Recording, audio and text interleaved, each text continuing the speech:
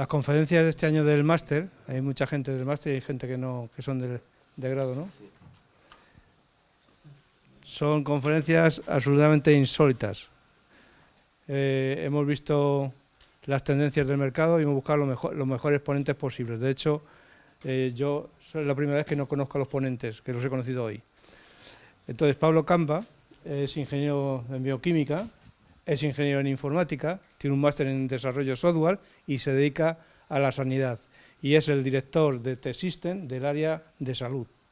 O sea que aprovecharle bien porque va a intentar contar cómo ve la informática dentro del sector salud. ¿Vale? Pues, Pablo. Muchas gracias. Bueno, la verdad es que yo me dedico a las ventas, ¿no?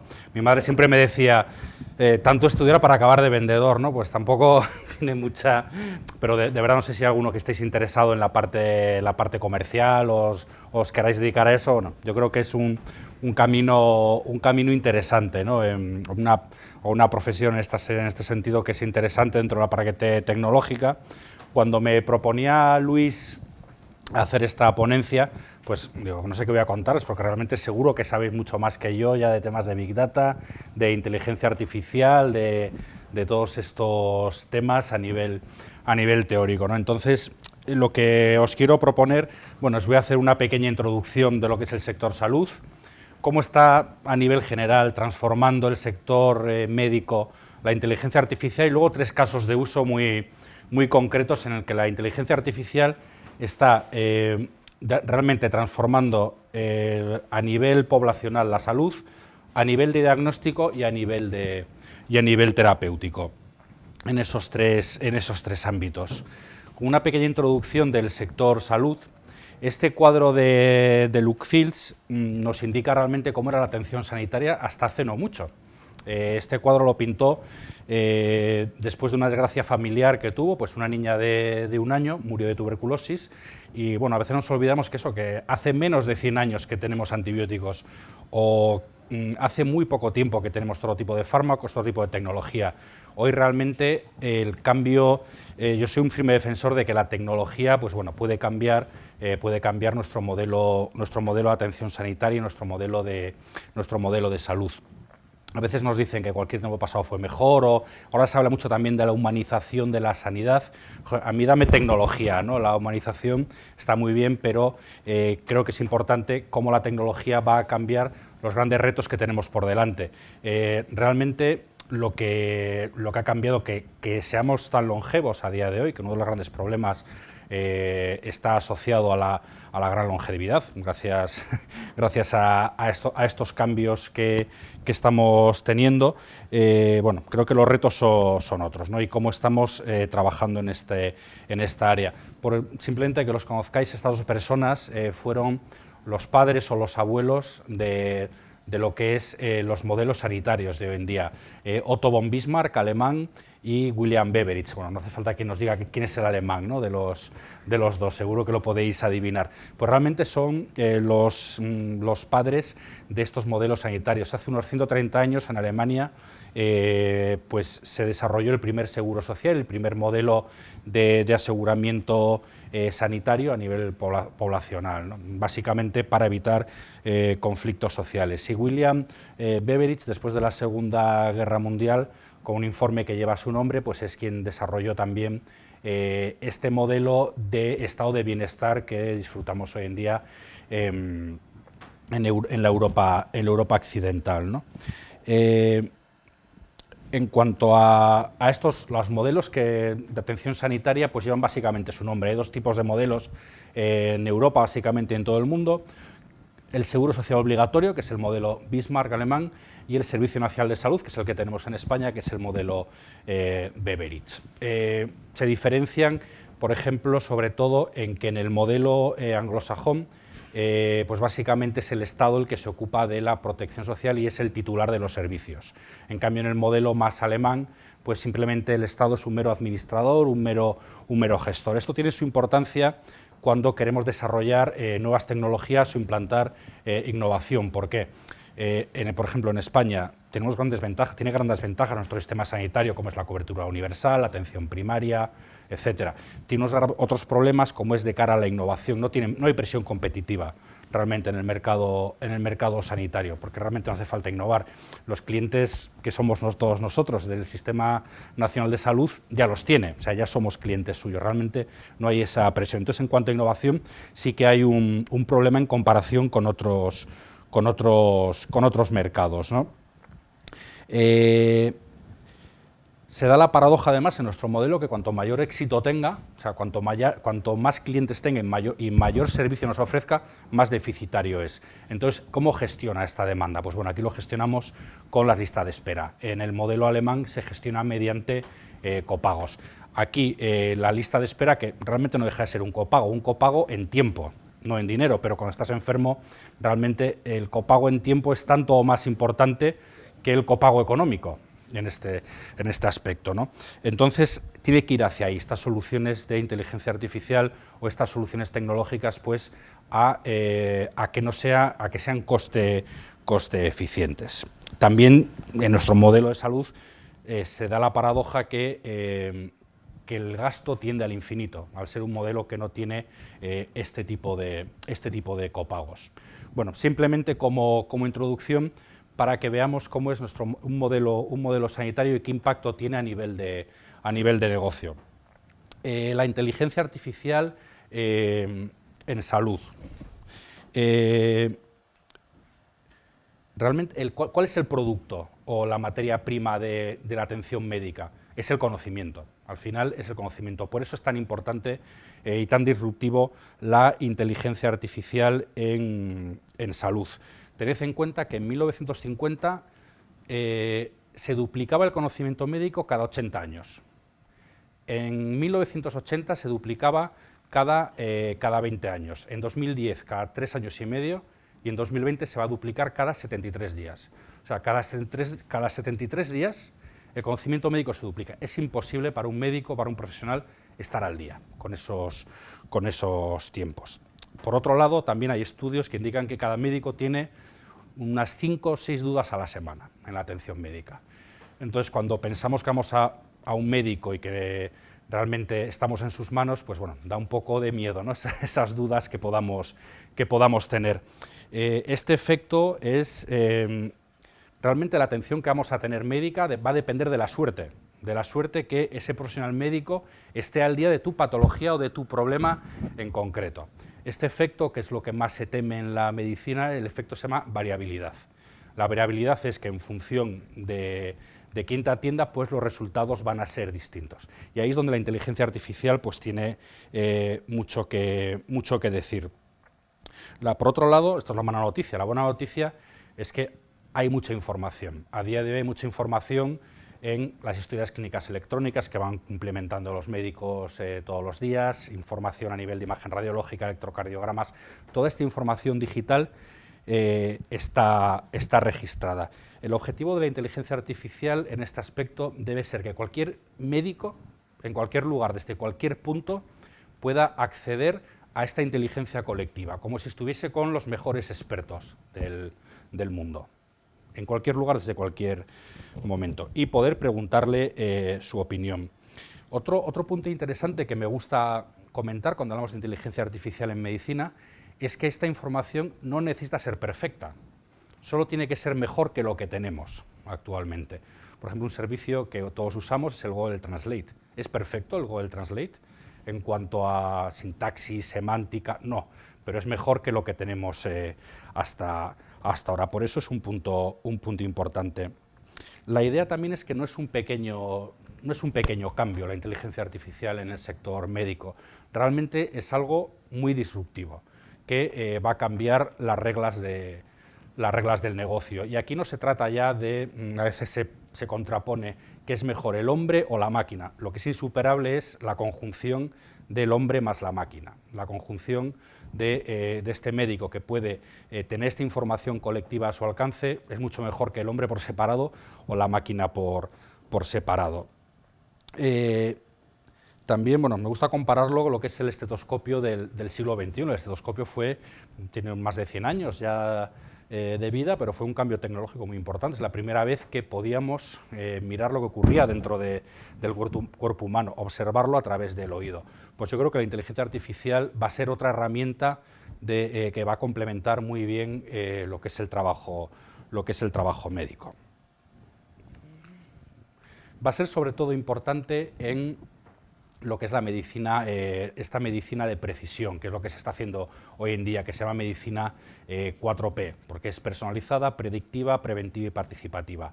Es personalizada en el sentido que se va a trabajar sobre tu información en concreto, todas las ómicas, la genómica, la proteómica, metabolómica, también tu información personalizada ambiental, y con esta información que es personalizada vamos a poder predecir qué enfermedades tienes probabilidades de sufrir en el futuro.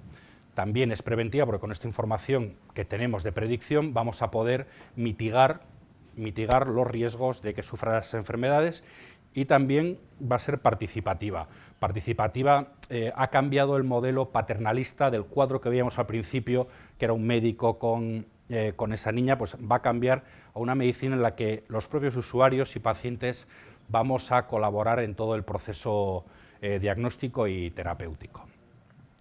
Una parte de la medicina que está cambiando mucho, gracias a la inteligencia artificial también, es el sector farmacéutico.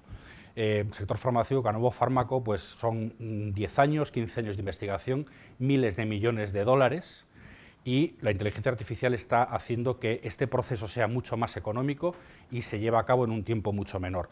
Por ejemplo, hace 2 años, cuando hubo un brote de ébola, una empresa, Atomwise, en solo 24 horas fue capaz de descubrir dos posibles fármacos a través de sistemas de inteligencia artificial. Fármacos que ya existían en el mercado, moléculas que ya conocíamos, pero que podían ser diana para el ébola. Este trabajo, si hubiese sido manual o hecho por humanos, hubiese tardado meses, si no años. De ahí la importancia en este sentido de la inteligencia artificial. También en cuanto a la parte más colaborativa, también en la parte farmacéutica es muy interesante, va a ser muy interesante esta colaboración público-privada. La colaboración público-privada en la que los centros hospitalarios o los gestores puedan ceder información previamente anonimizada para lo que es la investigación clínica, con datos que sean reales, que sean ya se llama esto de real world analysis, o sea, datos del mundo real. Vale, vamos a empezar ya un poco lo que sería los 3 puntos, los 3 casos de uso concretos. Sí, no hay dónde escribir, pero bueno, intento explicar de palabra. ¿Por qué he elegido estos 3 casos de uso o este ciclo? Primero tenemos, si vemos la salud y la enfermedad como 2 estados, estado sano, estado enfermo, el mantenerte sano puede ser la acción de prevención, ¿no?, que es lo que vamos a ver aquí. El pasar del estado, cuando estás en un estado sano o un estado enfermo, esa acción, pues vamos a hacer un diagnóstico, que es la parte de anatomía patológica que vamos a ver, de patología digital. Y la acción del estado enfermo a un estado sano, esa es la acción de terapia, que luego veremos en último caso con la patología de diabetes. Antes de ver este caso es importante que hablemos de lo que son los determinantes de salud y su importancia en este aspecto. Hoy en día somos tan longevos, no por los sistemas sanitarios realmente, sino por los cambios en los hábitos de vida, que es que tenemos asegurado nuestras necesidades fisiológicas de alimento, de agua, etc. Y realmente es como hemos crecido tanto en años de vida. Asimismo, como también pues, higiene, otros aspectos que son más orientados a estilo de vida, ambiente. O sea, lo más importante para nuestra longevidad es el estilo de vida, seguido por la biología humana, por nuestros propios genes y, por último, el ambiente que tenemos. Y lo que menos influye en lo que es la reducción de la mortalidad son los sistemas sanitarios, pero se da la circunstancia que es en lo que más invertimos. El 90% del gasto para reducir la mortalidad se dedica a sistemas sanitarios. Esto es algo conocido desde hace mucho tiempo y realmente cuando hablamos de sistema de salud lo que estamos viendo son los efectos de la enfermedad. Pues medimos la mortalidad, el coste sanitario, la baja de rendimiento laboral, cuántos días de baja está una persona, pero realmente no atacamos las causas que gestionan estas enfermedades. Nos hace falta un nuevo una nueva visión para enfocar las causas de la enfermedad. En esta parte que hemos comentado anteriormente de la prevención, por ejemplo, sueño, mejor calidad de sueño, nutrición, una mejor gestión del estrés en nuestras vidas, pues todo eso va a favorecer la no aparición de enfermedades como pueden ser, sobre todo las crónicas hoy en día, pues diabetes, enfermedad pulmonar obstructiva crónica, otro tipo de patologías de este tipo. ¿Y esto cómo lo medimos? Pues bueno, vamos a hablar en este aspecto, en lo que es salud poblacional, vamos a hablar de salud en su sentido más amplio, como lo define la Organización Mundial de la Salud, no solo en la ausencia de enfermedades, sino en un completo estado de bienestar físico, social y emocional. Entonces, bueno, hay cinco aspectos, ya no solo la parte de no tener enfermedades, sino pues tener un propósito vital, estar orientado a tener relaciones afectivas, tener una seguridad económica y bueno, estar dentro de una comunidad que tengas un sentido vital, ¿no? Entonces, a partir de toda esta información que tenemos, que se lleva recogiendo desde hace muchos años por una empresa que es Gallup, tenemos una correlación entre conductas y enfermedades que se generan. Entre conductas, estas relaciones son realmente complejas, o sea, cualquier conducta puede generar una enfermedad. Pues a modo de ejemplo, el sedentarismo pues tiene influencia en la diabetes, tener un colesterol alto, hipertensión y obesidad. También influye en la depresión, que la depresión a su vez está asociado a estrés y a una mala calidad de sueño, y todo en su conjunto pues está asociado a la una enfermedad arterial crónica. Con todas estas relaciones, lo que tenemos es información para poder evaluar lo que se llama estratificar la población, cuáles son nuestros factores de riesgo y cuáles pueden ser unas planificaciones y unas intervenciones que podamos llevar a cabo para mitigar estos estados de salud, ¿no? A partir de eso se desarrollaron determinados modelos y determinados modelos de simulación, que aquí el objetivo es tener unos determinados modelos predictivos que nos digan qué conductas están asociados a qué patologías. En primer lugar, el proceso de evaluación de este sistema comienza con un mapeado específico de todas las fuentes de datos que podemos tener, desde historias clínicas electrónicas a datos de redes sociales o otro tipo de evaluaciones. Lo que hacemos posteriormente es extraer estos datos y también tratarlos y normalizarlos. Ahí tiene mucho que ver, por ejemplo, los sistemas RPA para normalizar toda esta información que está desestructurada. Posteriormente, elegimos una serie de datos de entrenamiento de estos datos poblacionales y hacemos que se entrene un modelo predictivo. Pues se gestiona determinados modelos y al final se termina eligiendo uno que es el que mejor resultado da para esa población en concreto. Lo que se hace después de tener este modelo predictivo es correr estos datos poblacionales, los datos que puede tener la Consejería de Madrid, para obtener un completo panel poblacional con los riesgos individuales de cada uno de los ciudadanos asegurados.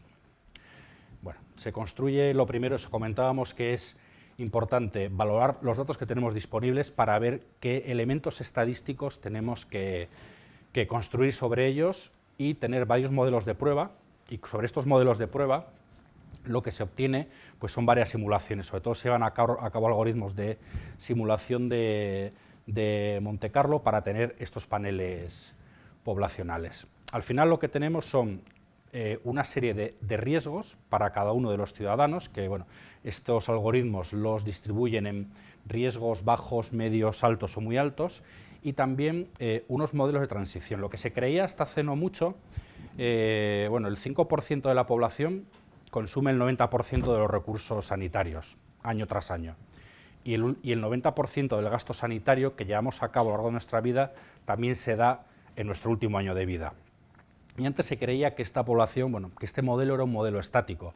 Y lo que se ha visto es que es un equilibrio dinámico, que cada año pues bueno, van entrando y saliendo elementos de riesgo de esta población, y como mejor se define es en un modelo de transición.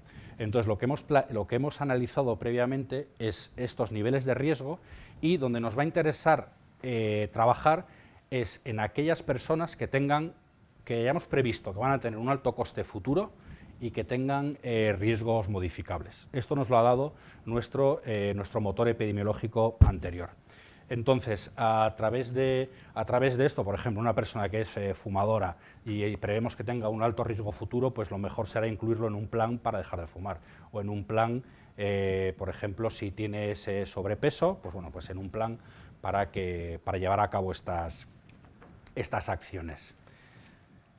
Por ejemplo, no sé muy bien, estos son datos reales de una región de España, que hemos hecho un modelo de simulación. Estos son euros en gasto sanitario por ciudadano y también en pérdida de productividad. Por ejemplo, vemos que el mayor gasto sanitario por individuo es la enfermedad renal crónica. Otro gasto importante es en diabetes o en hipertensión. Entonces, si fuésemos unos directores generales de un sistema sanitario público, pues nos interesaría incidir en estos ámbitos. Pues, por ejemplo, algún programa para fomentar la actividad física, que sabemos que está relacionada, por ejemplo, con diabetes. En cambio, si fuésemos un empleador, una empresa, en pérdida de productividad, vemos que la obesidad es lo que más influye en la pérdida de productividad, porque está asociada pues, a otras muchas patologías. Pues nos interesaría también, en este aspecto, trabajar en este hábito, por ejemplo, contra el sedentarismo o una mejor alimentación. Por ejemplo, en 10 años, para esta región, ¿qué ahorro podría suponer tomar estas medidas? Pues bueno, hemos calculado unos 8.000 millones de euros en 10 años. Con lo que comentábamos, con la presión a nivel económico que hay a día de hoy en el sector sanitario, en el sector médico, pues bueno, es una cifra muy importante, ¿no? que podíamos trabajar. Pues luego, lo que comentábamos también, después de planificar, lo que nos conviene es realizar una serie de intervenciones a nivel poblacional, pues con grupos de trabajo, pues para hacer todas estas actividades que nos puede gestionar pues una mejor salud. Si a alguien le interesa, bueno, tenéis aquí una web con muchísimas publicaciones científicas y con muchos datos, abiertos que os puede interesar, ¿no? Pues ahora que hemos pasado de la parte de prevención, vamos a ver cómo se gestiona también con inteligencia artificial un modelo más de diagnóstico. Una vez que no hemos podido mitigar esta enfermedad, vamos a diagnosticar y vemos que así eran los laboratorios clínicos, pues no hace mucho, hace menos de 70, 80 años, en que todo el trabajo era manual, se llevaban a cabo procesos físicos, químicos, y bueno, pues en días, pues después de unos días, pues tenías unos resultados diagnósticos. Hoy un laboratorio normal de cualquier hospital es así, está totalmente automatizado y robotizado. Una vez que se obtienen las muestras de sangre, por ejemplo, o de cualquier otro tejido, se meten en esta cadena automatizada y se cogen directamente pues, unas alícuotas de sangre o del tejido y se hacen unos procesos físicos, químicos, y automáticamente, pues, al cabo de minutos, horas, tienes unos resultados. Estos resultados los acaba validando un profesional médico y realmente es un proceso mucho más automatizado y mucho más rápido. En este caso lo que hemos automatizado es el trabajo físico. Ahora lo que queremos hacer con la inteligencia artificial es automatizar el trabajo intelectual que estamos haciendo, ¿no? Dentro del laboratorio hay un departamento, que es el de anatomía patológica, que todavía consta de procesos muy manuales. Y aquí los tiempos diagnósticos siguen siendo de días o de semanas. Lo que nos encontramos en este departamento, que se ocupa del estudio morfológico de tejidos y cómo se desarrollan pues, las enfermedades, por ejemplo, para cáncer o para cualquier enfermedad, se obtiene una muestra de tejido, se mira, se pone en un cristalito, se hace una tinción y se mira al microscopio. La realidad aquí es que hay mucho déficit de anatomopatólogos y son procesos que llevan mucho tiempo, y dentro de lo que es la cadena de valor de sanidad, pues bueno, es uno de los cuellos de botella importantes. Aquí lo que se trata es de dar a cada persona en el momento adecuado pues el mejor tratamiento.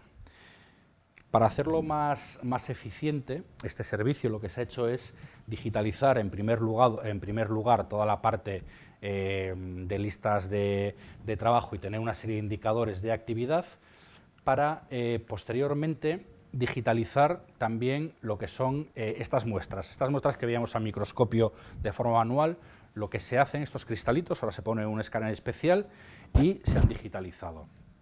Una vez que las tenemos digitalizadas, nos agiliza mucho esta parte de diagnóstico porque podemos hacer zoom directamente digital en un PC o en una estación de trabajo y, sobre todo, pues bueno, pues ver otras muestras, comparar muestras. Ha agilizado mucho el trabajo del patólogo, pero sobre todo al tenerlo digitalizado lo que nos permite es ejecutar algoritmos de inteligencia artificial que nos automaticen este diagnóstico también. Aquí tened en cuenta que estamos hablando de inteligencia artificial débil, muy orientada a determinados procesos. Pues en este caso hay algoritmos pues, en función del tipo de muestra. Si es una muestra de tejido de piel, pues se ejecuta un algoritmo. Si es una muestra de próstata, otro. Si es un tejido pulmonar, pues se ejecuta otro algoritmo. En este caso, este algoritmo puede dar diagnóstico a casi 100.000 muestras al día. Es todo lo que la Comunidad de Madrid, yo creo que no tiene ni 100.000 muestras en todo un año. Entonces, hemos pasado de un trabajo que puede llevar días o semanas para un diagnóstico a un diagnóstico que puede ser directamente en horas. Y ya no es solo que sea mejor en tiempo, sino que también está demostrado que es mejor en calidad. Realmente aquí la máquina es mucho mejor contando píxeles y encontrando patrones que cualquier ser humano, aunque esté muy entrenado. Es una de las ventajas. Entonces este algoritmo lo que hace es clasificar cada muestra para dermatología de piel, pues en 4 tipos distintos, pues en patrones basaloides, escamosos, melanocíticos, y directamente el profesional médico lo tiene clasificado y simplemente tiene que validarlo. Aquí es importante saber que a día de hoy no está permitido un diagnóstico completamente automático. Siempre tiene que haber un humano detrás que valide esta información.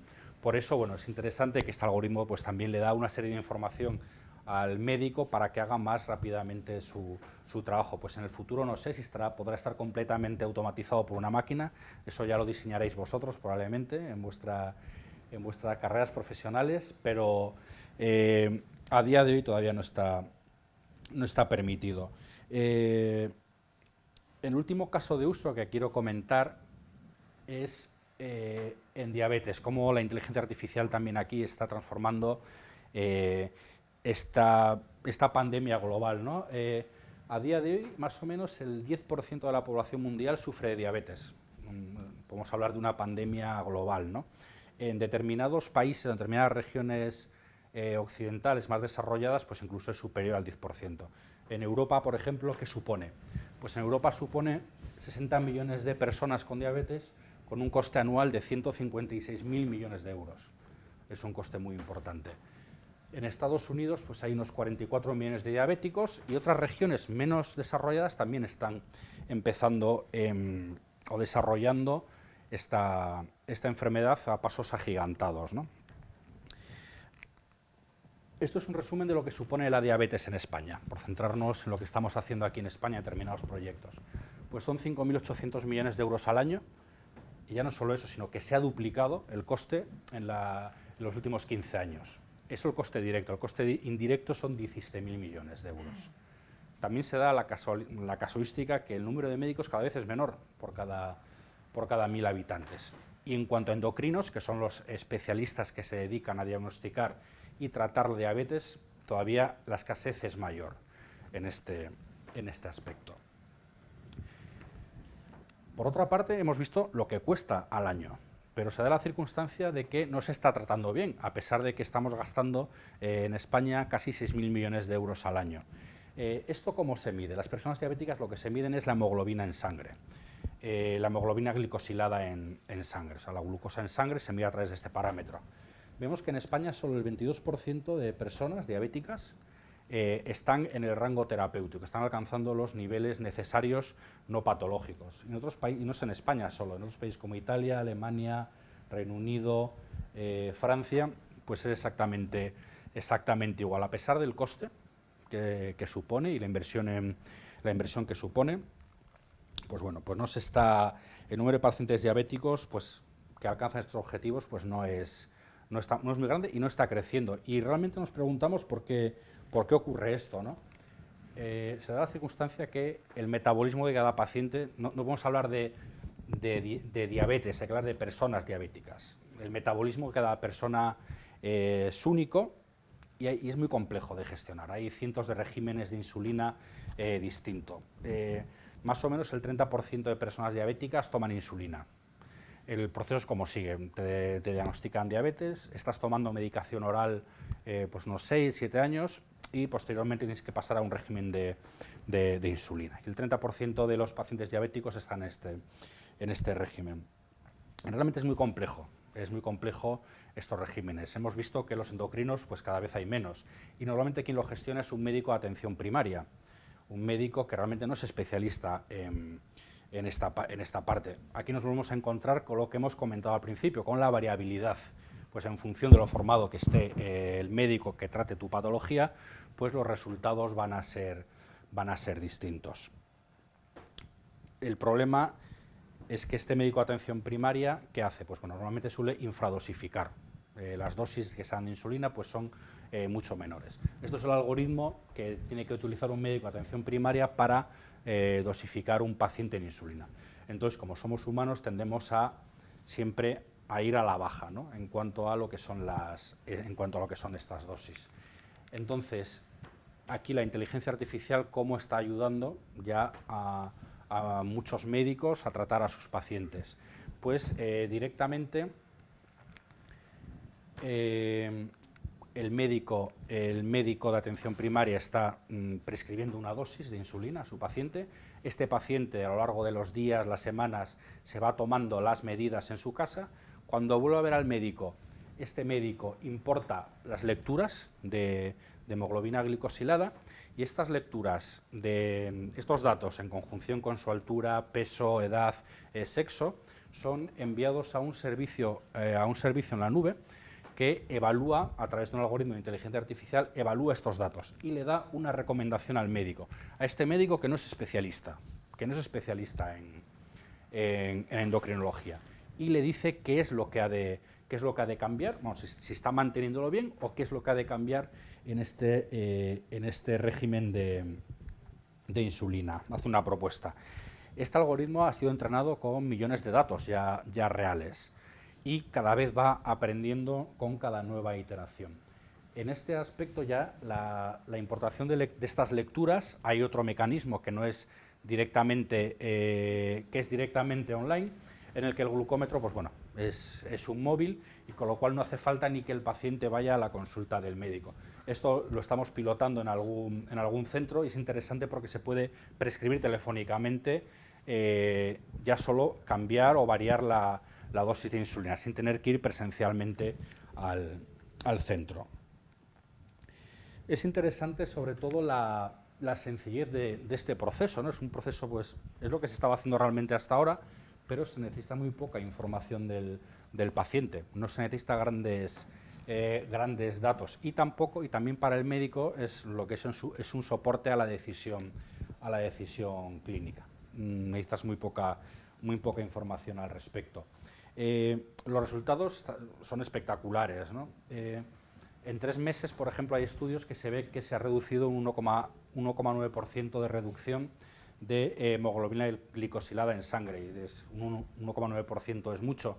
Pues bueno, pues un 1% en cuanto a costes, pues supone en pacientes diabéticos con enfermedad coronaria y hipertensión, pues supone casi $2.000 al año por paciente. En pacientes con enfermedad coronaria, pues 1.300, y en pacientes con solo diabéticos, pues 500. Realmente es un ahorro de costes muy, muy importante, ya no solo en costes, sino que también que se disminuyen las complicaciones y la calidad de vida de estos pacientes. Por cada 1% que disminuimos, se disminuye un 21% de probabilidad de muerte y de complicaciones vasculares más de un 40%.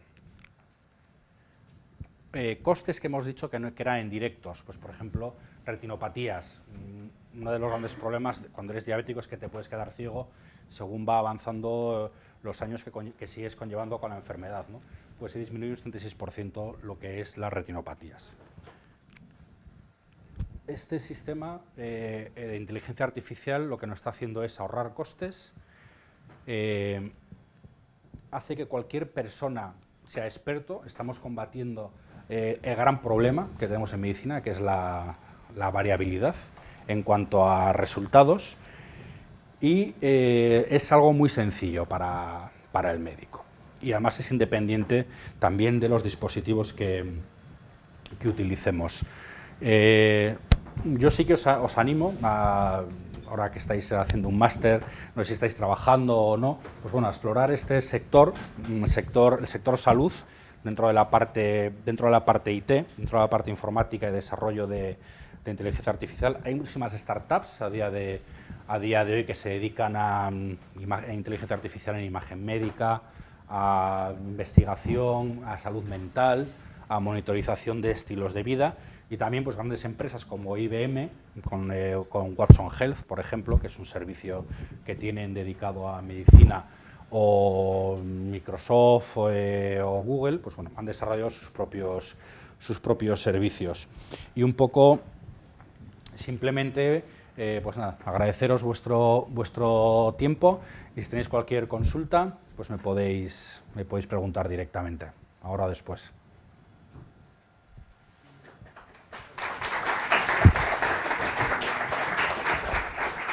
Sí. En la parte de modelos de predicción, Sí. ¿habéis descubierto si hay algunos modelos que sean mejores o peores? Es que depende muchísimo de la población. Por ejemplo, depende, hay un factor, por ejemplo, la raza. Modelos que funcionan en Europa con personas caucásicas no funcionan igual en Hispanoamérica o en Oriente. Entonces, es muy personalizado en función de la población. Por ejemplo, aquí en España, determinados modelos, determinadas simulaciones que hicimos para determinadas regiones sí que han sido bastante homogéneos entre las regiones en España, pero muy diferentes a otras áreas del mundo. En cuanto a esto, sí que se personaliza mucho los datos predictivos para este motor epidemiológico que se genera. Sí. ¿Eso no sería más bien un problema más ambiental que...?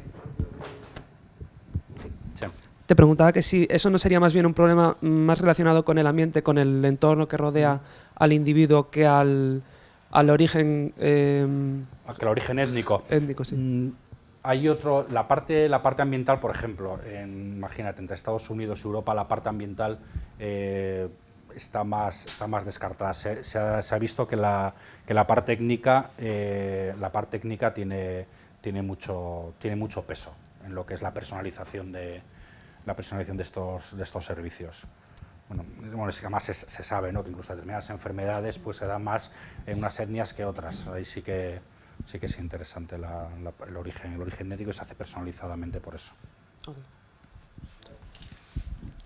Pues mi duda, Pablo, sobre tu cita de que la ley no dejaba que el sistema solo hiciera todo el trabajo, digámoslo así, Sí. y que hay que poner un humano, porque va luego con lo de mi charla. Sí. ¿Qué ley es la que lo dice y dónde aplica la ley? Porque va muy en línea con lo que yo, con Vale, mi charla después.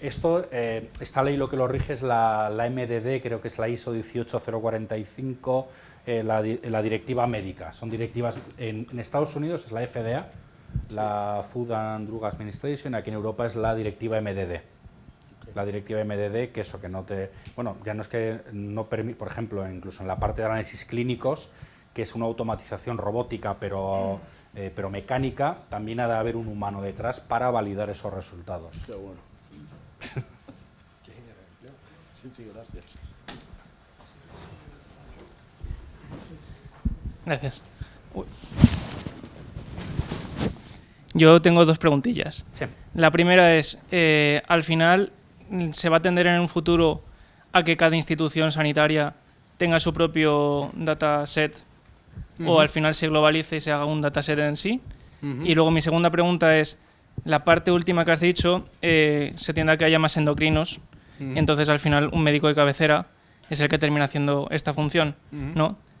Al principio tú has dicho que, bueno, y la pregunta anterior era que un médico tiene que validar al final esta toma de decisión. ¿Cuánto de importancia tiene que darle el médico, puesto que el endocrino no está especializado totalmente y al final, pues yo creo que al final se guía más por lo que le dice el algoritmo, bueno, la solución final? Sí. Entonces, ¿dónde está ahí el punto? Sí, lo que comentas de datasets. Aquí por eso comentaba un poco al principio cuál es el modelo sanitario. Por ejemplo, ¿qué nos ocurre en España? Que no tenemos un modelo sanitario, tenemos 17. Cada comunidad autónoma pues hace sus desarrollos y si uno ha hecho A, pues ya hago B y el otro hace C. Realmente el Ministerio de Sanidad no tiene competencias asistenciales. Entonces, ¿qué ocurre? Que cada comunidad va a tender a hacer lo suyo. ¿Qué ocurre, por ejemplo, en Estados Unidos?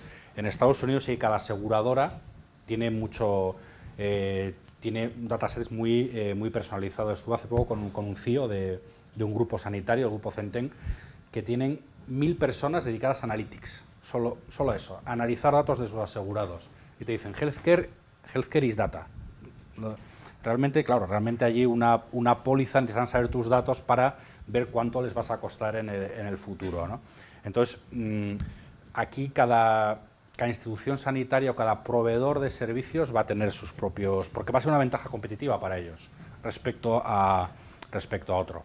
Y lo otro que comentabas en cuanto a profesionales, hay menos endocrinos y la tendencia es que va a haber menos. Entonces, va a ser un médico generalista, un médico de familia el que va a hacer esto. ¿Cuánta importancia le da al algoritmo? Pues evidentemente este algoritmo tiene un acierto muy amplio. Básicamente, según me comentan siempre los clínicos, lo que hacen es que el algoritmo no te diga una burrada, ¿no? Realmente, si el algoritmo es lógico lo que te dice, le hacen caso al algoritmo.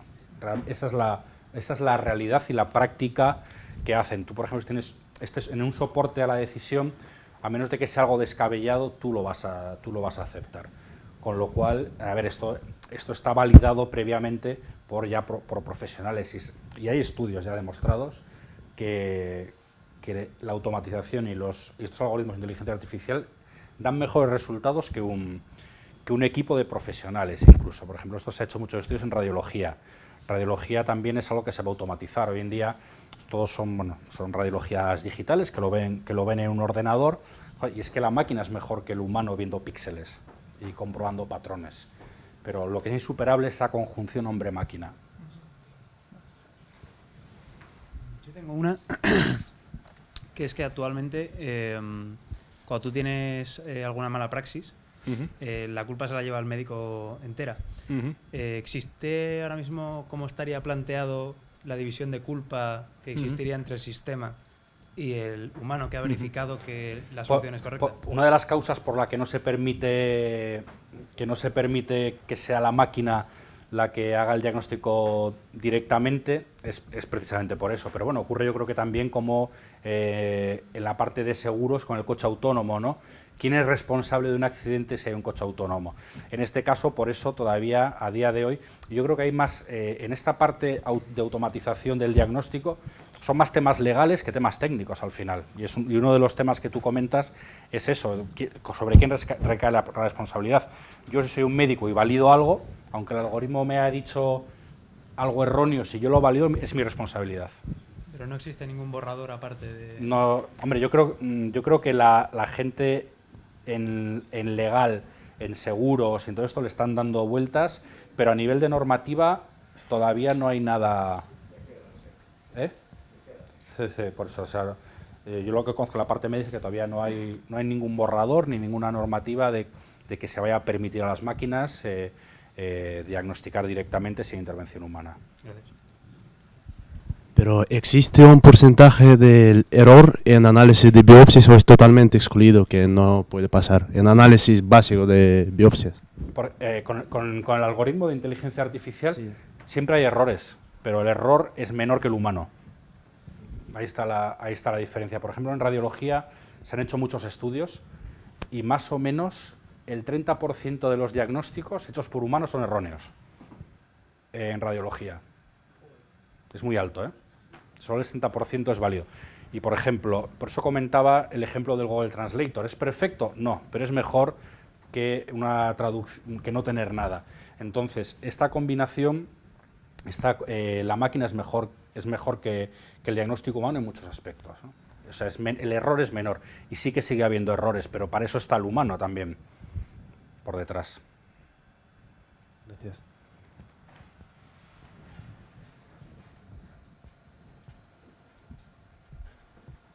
Si te quería preguntar sobre el tema de los datos, habrá unos cuantos que sean de estudios privados Sí. y otros que sean públicos. ¿Nos puedes dar unos ejemplos de datasets públicos que se puedan utilizar para investigación?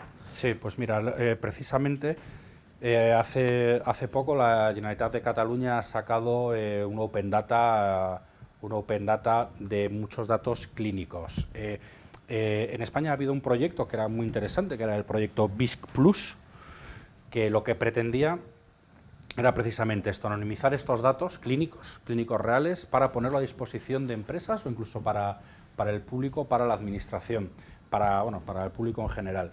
Y se prohibió por temas políticos, porque era vender datos a la industria. No estoy de acuerdo, yo creo que hubiese sido una buena iniciativa para el sector farmacéutico, pero sí que hay algunos datasets, por ejemplo, conozco los de Valencia.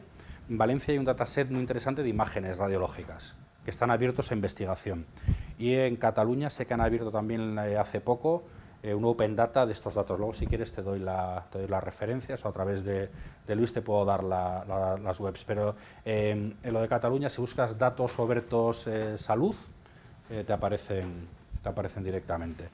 Y en Valencia también, pero en Valencia son imágenes radiológicas. Y te iba a preguntar también, ¿sabes si hay algún modelo implementado ya, un modelo entrenado que también esté de cara al público para ser utilizado? No.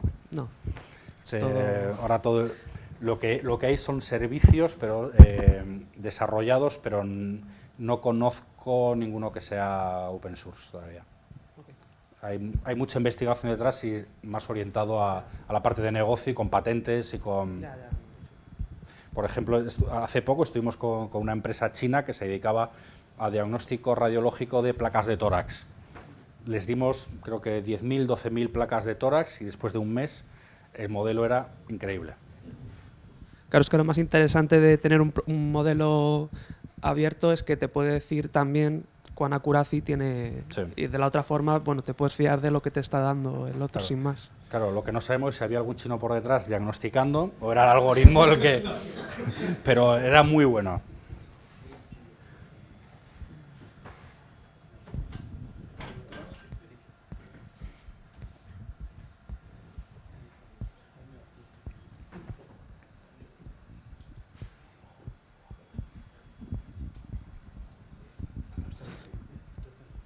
Hola, a ver, me gustaría que nos hablaras de cómo encajan estos modelos de negocio, sobre todo en el tema, en la parte de prevención y tratamiento, que me imagino que sean modelos competitivos de todas las empresas, con esa idea que has hablado al principio de un VADEMEC, un general de conocimientos de medicina que sea compartido por todo aquel que lo necesite. ¿Cómo encaja todo esto? Vale, te refieres más al modelo de negocio que hay detrás. A día de hoy la realidad es que esto, por ejemplo, los algoritmos tipo Watson Health son servicios de pago. No Sí. hay esta inteligencia colectiva se está comercializando. Esa es la realidad. Por ejemplo, estos algoritmos que he comentado también de patología digital son algoritmos de pago. Pero es lo que nos hemos encontrado en informática toda nuestra vida. ¿Cómo ha empezado? ¿Cómo se evolucionó en informática al open source? Inicialmente eran servicios comerciales. El modelo de negocio, yo creo que en el futuro puede ser también un modelo open source, y también, por ejemplo, vosotros, si estáis interesados en investigar, podéis hacer también propiamente estos modelos, ¿no? a nivel de universitarios, o a un nivel pues sin beneficio, ¿no? Sin profit, pero bueno, para para esto, pero este concepto a día de hoy pues encaja a nivel económico. Hay que pagar siempre un fee, pero lo que sí se está atendiendo es que sea un modelo servicio. Pago por diagnóstico, pago por... Y la segunda pregunta, ¿se está haciendo a nivel, digamos, nacional o estatal algo para combatir esto? Porque ahora mismo, como decías antes, no se intercambian datos ni siquiera entre autonomías. O sea, esto sería necesario para que esto pudiera ser más fiable, si cabe. Entonces, ¿no crees que hay un gap que habría que salvar? Sí, eso es verdad. El Ministerio de Sanidad amenazó en su día de sacar una licitación, pero no ha concluido nada, ¿no? Ahí yo creo que, si me escuchas, Juan Fernando, CEO de Ministerio de Sanidad, te invito a que este modelo a través de lo que es el Estado pues impulse esta generación de algoritmos y de informática para ayudar a la prescripción que se haga a nivel estatal. Pero a nivel estatal el problema es que no se está haciendo nada en conjunto, pero ya no solo ni de esto. Los calendarios de vacunación son distintos en cada autonomía. Lo que está cubierto, fármacos que están cubiertos por la Seguridad Social son distintos en cada autonomía. Ya no es un tema de informática, pero sí que podía ser un modelo mucho más que orientase hacia la equidad, ¿no? entre los ciudadanos, pues hacer desarrollos de este tipo. Y cada comunidad pues está haciendo un poco la guerra por su cuenta, eso es cierto. Estoy de acuerdo contigo que hay margen de mejora. Gracias.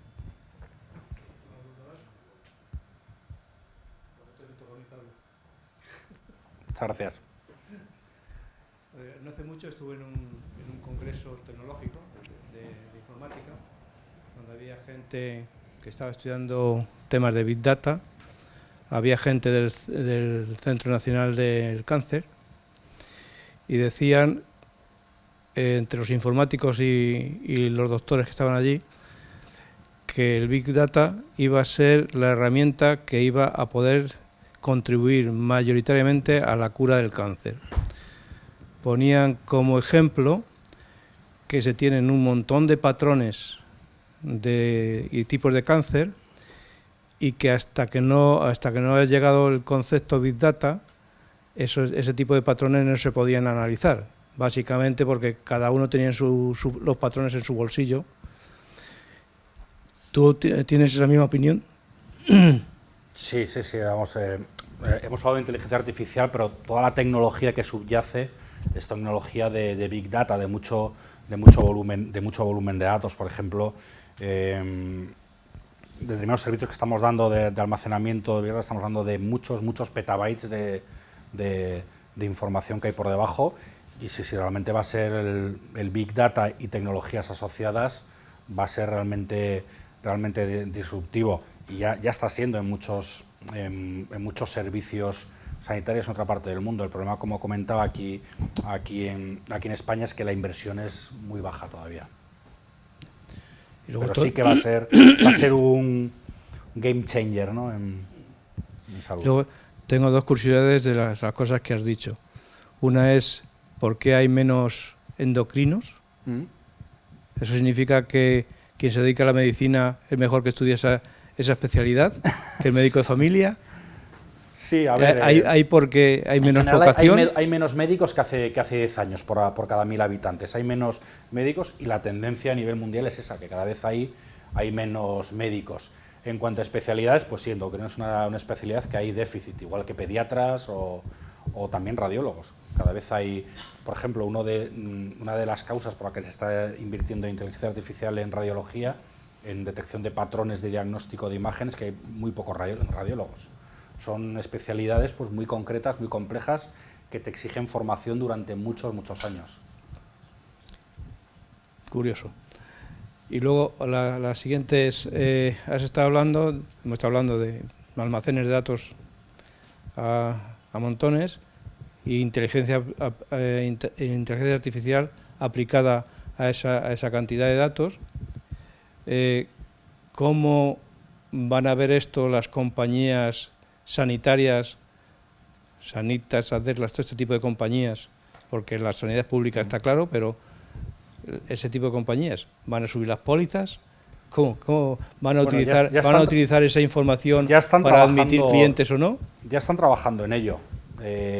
Evidentemente es una herramienta que para ellos lo que va a permitir es personalizar mucho más el precio de una póliza, por ejemplo. En función de tus datos personales, pues en Estados Unidos se hace ya. Es así y es algo que se está importando a las compañías aseguradoras europeas, personalizar mucho más según tus datos de riesgo. Ahí entra a jugar también toda la parte de la regulación de protección de datos personales, ¿no?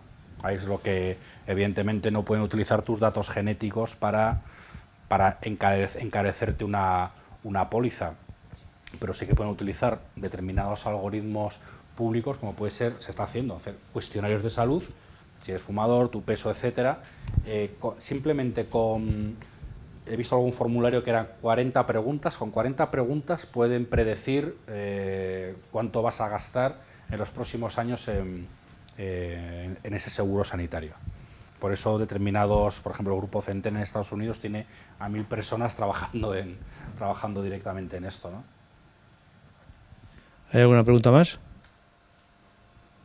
Bueno, muchísimas gracias por tu amabilidad, muchísimas gracias por la información y te volvemos a buscar. Muy bien, gracias.